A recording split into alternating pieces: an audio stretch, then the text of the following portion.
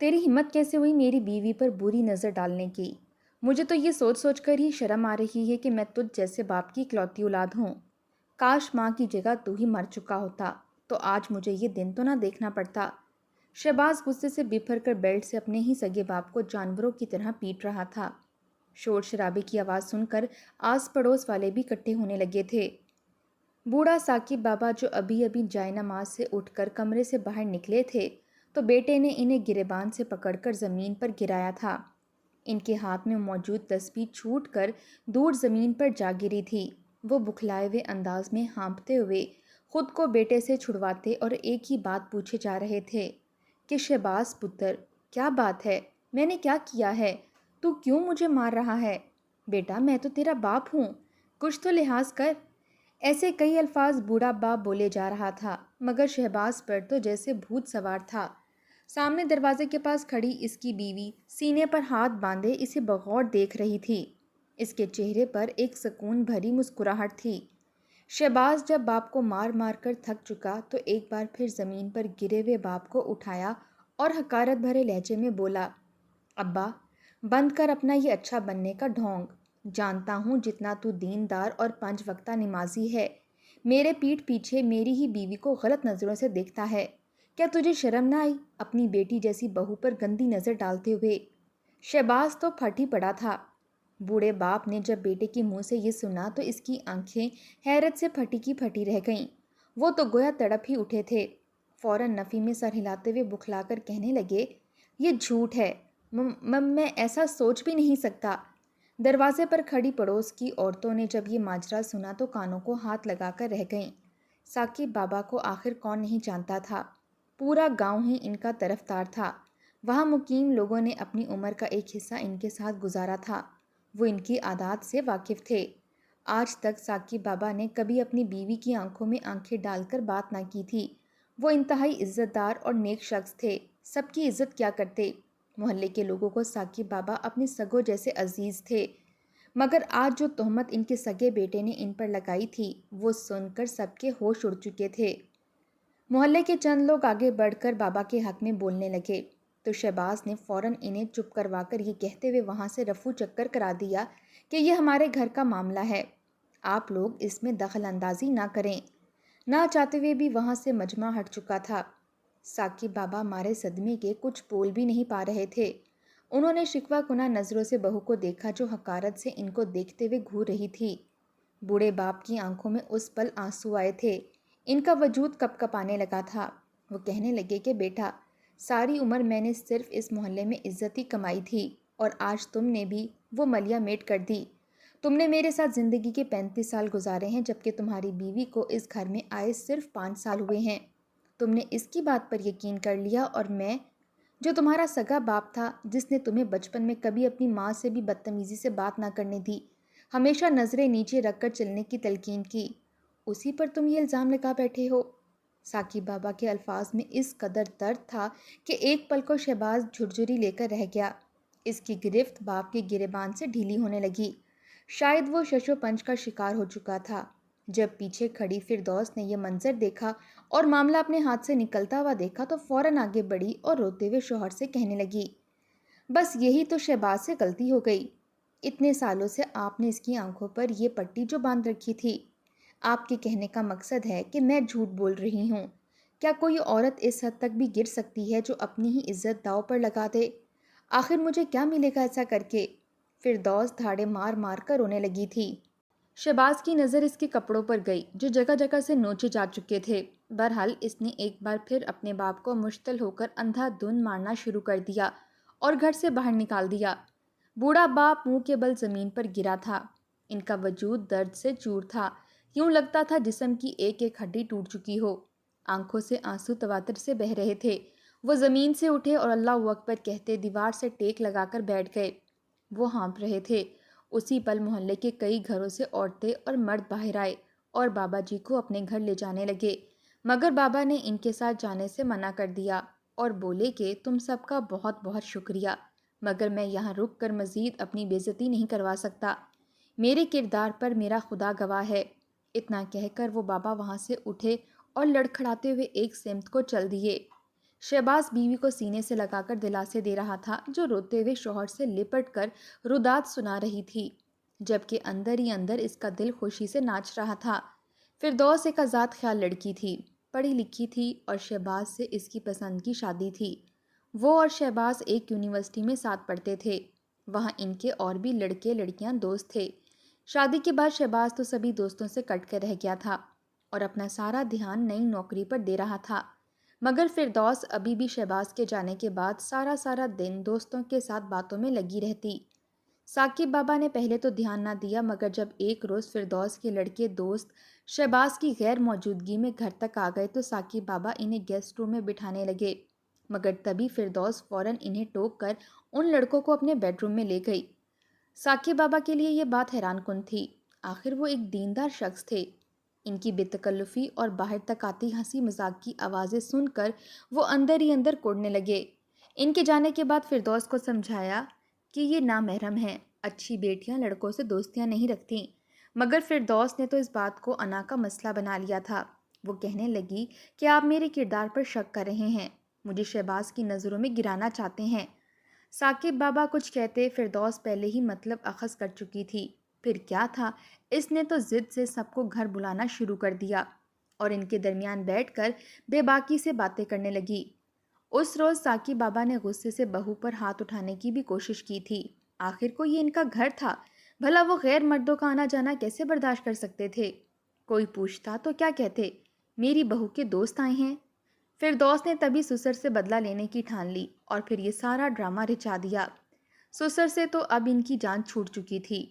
वो दिन इसके लिए ईद से कम नहीं था। शहबाज चंद रोज़ परेशान रहा मगर बाप को ढूंढने की कोशिश ना की। चंद रोज़ बाद वो भी अपनी मसरूफियत में मगन हो चुका था। चंद रोज़ यूं ही पुरसकून से गुजर गए। फिरदौस की तो ज़िंदगी गोया जन्नत बन चुकी थी। वो शहबाज के जाने के बाद यूं ही दोस्तों से सारा सारा दिन बातें किया करती और अपने छोटे बच्चों पर भी कुछ ध्यान ना दिया करती थी। एक रोज़ शहबाज जब काम पर जाने लगा तो फिरदौस से बोला, मेरी तबीयत में बहुत बेचैनी सी आ रही है, ऐसा लगता है दिल को किसी ने मुट्ठी में जकड़ रखा है। शहबाज सीने पर हाथ रखे बोल रहा था। जब फिरदौस ने देखा तो फौरन इसे दर्द की दवा देकर बोली कि आज जब काम से वापस आओ तो डॉक्टर के पास से होते आना, ताकि बीमारी की तशखीस हो सके। शहबाज को 3-4 दिन से यूं ही महसूस हो रहा था। वो काम पर तो चला गया मगर इसकी तबीयत मज़ीद बिगड़ती चली गई। अभी से दफ्तर में पहुंचे हुए कुछ देर ही हुई थी कि इसे चक्कर आए और गिर पड़ा। इसके साथ काम करने वाले अमले ने इसे फौरन अस्पताल पहुंचाया, जहां पर वो कितनी देर बेहोशी की हालत में रहा। फिरदौस जो उस वक्त अपने दोस्तों के साथ बैठी बातों में मशगूल थी, जब इसे अस्पताल से कॉल आई तो इसके पैरों के नीचे से ज़मीन निकल गई। वो सबको वहीं छोड़कर फौरन अस्पताल पहुंची, जहां शहबाज बेसुध लेटा था। डॉक्टरों ने कहा कि शहबाज को फॉलिज का अटैक हुआ है। ये सुनकर तो फिरदौस के पैरों के नीचे से ज़मीन निकल गई। वो शहबाज के गले लगकर फूट फूट कर रोने लगी। भला वो जवान जहां, इसे कैसे फॉलिज का अटैक हो सकता था। वो शहबाज को घर तो ले आई। दफ्तर वालों ने चंद पैसे भी इसे दिए, मगर वो कितने दिन चलते। फिरदौस को तो सब कुछ भूल गया था। वो तो बस अब शहबाज की खिदमत में लगी रहती और इसका ख्याल रखती। इस बीमारी का क्या आना था कि इनसे तो रिस्क ही छीन लिया गया था। गोया ये सब कुछ बाबा के जाने के बाद ही से शुरू हो चुका था। एक हफ्ते के अंदर अंदर इनकी ज़िंदगी का निज़ाम दरहम बरहम हो चुका था। फिरदौस ने तो वैसे भी इसकी तनख्वाह की सारी कमाई यूं ही अय्याशी में उड़ा दी थी, जबकि अब तो शहबाज की नौकरी भी नहीं रही थी। शहबाज कुछ बोलना चाहता मगर बोल ना पाता। वो चलने फिरने से भी कासिर हो चुका था। धीरे धीरे घर में मौजूद तमाम तर जमा पूंजी ख़त्म होती गई और फिर तंगदस्ती ने इनको घेर लिया। अब तो इतने पैसे भी ना बचे थे कि बच्चों के लिए दूध भी खरीदा जा सके। आहिस्ता आहिस्ता फिरदौस की सारी रनाइयाँ ख़त्म होती चली गईं। इसने अपना जेवर बेचकर शहबाज के लिए दवाइयाँ और बच्चों की ज़रूरियात पूरी करना शुरू कर दी। वो अपने दोस्तों के पास मदद मांगने के लिए जाती तो सब ने कोई ना कोई बहाना बनाकर इसे धुतकार दिया। अब तो कोई इसे मुंह भी लगाना पसंद ना करता था, ना ही अब कोई दोबारा इसके घर की जानिब आया था।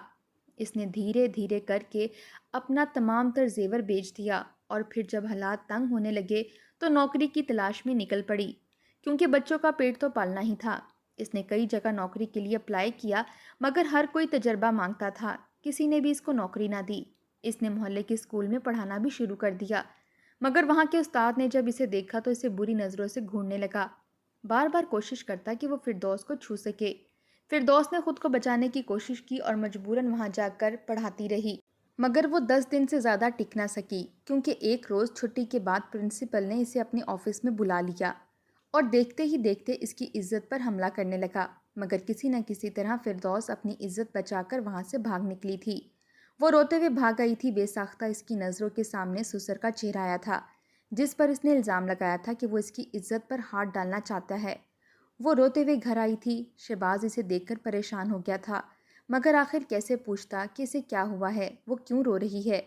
کتنی دیر فردوس یوں ہی شہباز کے گلے لگ کر روتی رہی، لیکن اسے بول کر کچھ بھی نہ بتایا۔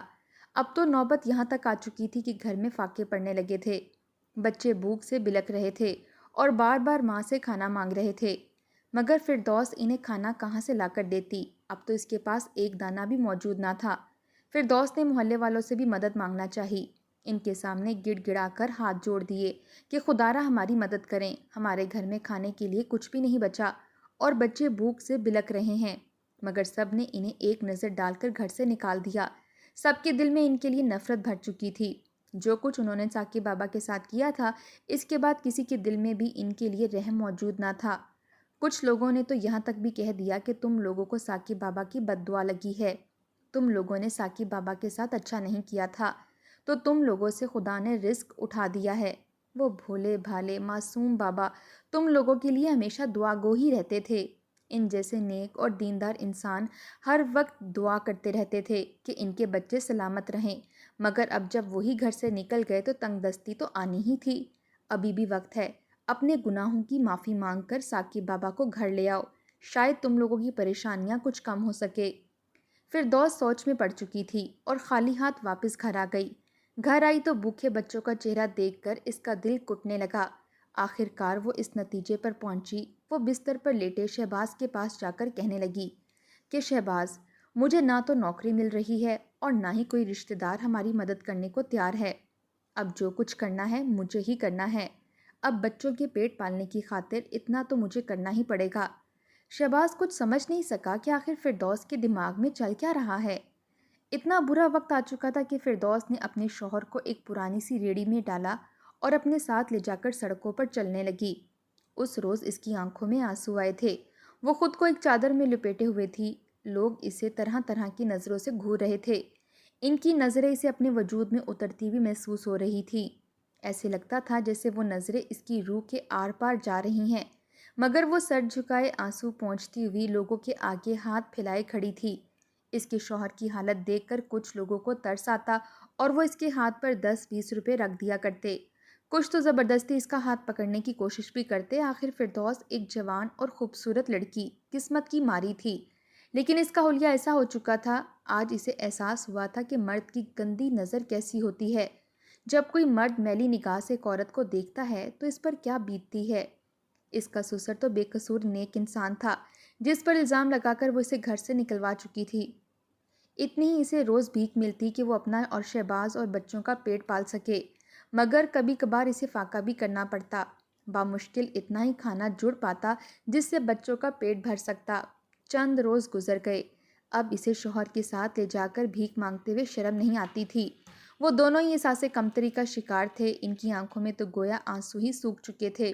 وہ بس ایک دفعہ اپنے سسر سے معافی مانگنا چاہتی تھی، مگر نہ جانے وہ زندہ تھے بھی یا نہیں۔ ایک روز شدید بارش تھی اور وہ بھی بارش میں بھیگ چکے تھے۔ فردوس شہباز کو ریڑھی پر ڈالے ہوئے ایک درخت کے نیچے آ کر کھڑی ہو گئی اور وہ بار بار شہباز کا چہرہ صاف کر رہی تھی۔ ان دونوں کو تو آج کسی نے 10 روپے بھی نہ دیے تھے۔ وہ 2 روز سے بھوکے تھے۔ اب بس یہی دعا کرتے تھے کہ انہیں آج پیسے مل جائیں تاکہ کم از کم وہ کچھ کھا تو سکے۔ شہباز کی حالت تو دن بدن بگڑتی چلی جا رہی تھی۔ کبھی بے ہوش ہو جاتا تو اسے ہوش ہی نہ آتی۔ آخر کو بیمار شخص تھا، دوائیاں بھی موجود نہ تھیں جنہیں لے کر وہ صحت یاب ہو سکتا۔ بارش رکی تو ایک بار پھر ریڑھی چلاتی ہوئی فردوس سڑک پر آ نکلی تاکہ کچھ بھیک مانگ سکے۔ وہ چلتے ہوئے ابھی سڑک تک آئی تھی کہ اسے ایک شخص نظر آیا جس کے ہاتھ میں ایک بڑا سا پیکٹ تھا۔ یوں لگتا تھا جیسے ان میں ڈھیروں پیسے موجود ہوں۔ وہ شخص کافی امیر بھی لگ رہا تھا۔ فردوس جلدی جلدی ریڑھی چلاتی ہوئی اس شخص تک پہنچی اور فوراً ہاتھ پھیلا کر بولی، بابا خدا تمہارا بھلا کرے، خدا تمہاری ہر دلی مراد پوری کرے، تمہارے بال بچوں کو ہمیشہ خوش و خرم رکھے۔ میری مدد کرو، میرا شوہر بیمار ہے اور میرے بچے گھر میں بھوکے ہیں۔ ہم نے کئی روز سے کچھ نہیں کھایا، اگر تم ہمیں کچھ دے سکو تو تمہاری بڑی مہربانی ہوگی۔ وہ ہاتھ پھیلائے روتے ہوئے اتنا کہہ رہی تھی کہ اس شخص نے پلٹ کر ان کی جانب دیکھا۔ اس شخص کا چہرہ دیکھتے ہی فردوس کے پیروں کے نیچے سے زمین نکل چکی تھی۔ وہیں شہباز کو بھی ایک دھچکا سا لگا تھا۔ انہیں تو یقین ہی نہیں آ رہا تھا کہ سامنے کھڑا شخص کون تھا۔ وہ شخص بھی انہیں بغور سر تا پیر دیکھنے کے بعد فوراً ان کی جانب پلٹا اور بولا، شہباز پتر، تمہاری یہ حالت کیسے ہو گئی؟ فردوس بیٹا، یہ تم اس حالت میں گھر سے باہر کیا کر رہی ہو؟ انہیں تو کچھ سوجھ ہی نہیں رہی تھی کہ وہ کیا کہیں۔ یہ تو ثاقب بابا تھے جو اپنے مخصوص انداز میں کھڑے تھے، وہیں ان کا سفید کرتا شلوار اور سر پر سفید پگڑی، ہاتھ میں وہی مخصوص تسبیح اور دوسرے ہاتھ میں پیسوں کا پیکٹ۔ انہیں تو یقین ہی نہیں آ رہا تھا کہ یہ ان کا باپ ہے۔ وہ تو بالکل ایسی حالت میں تھے گویا خوش و خرم ہوں۔ انہیں تو کسی قسم کی تنگی گویا چھو کر بھی نہیں گزری تھی۔ ثاقب بابا انہیں ایک طرف لے گئے اور ان کی حالت دیکھ کر رونے لگے اور سارا ماجرا پوچھنے لگے۔ فردوس شرمندہ سی سر جھکائے سسر کو دیکھ کر رونے لگی تھی اور ان کے قدموں میں گر کر معافی مانگنے لگی، کیونکہ کتنے روز سے وہ انہیں تو تلاش کر رہی تھی۔ ان پر جھوٹا الزام لگانے کی وجہ سے آج ان کی یہ حالت ہو چکی تھی۔ انہوں نے سسر کو ساری روداد سنائی تو ثاقب بابا کی آنکھوں میں آنسو آ گئے۔ وہ رونے لگے اور بولے کہ بیٹا، میں نے تو تم لوگوں کا تصور میں بھی برا نہیں سوچا، بھلا میں بد دعا کیسے دے سکتا تھا۔ وہ لوگ فوراً ثاقب بابا کے ساتھ گھر چلے آئے تو ثاقب بابا سے فردوس نے پوچھا، آخر آپ کے پاس اتنے پیسے کہاں سے آئے؟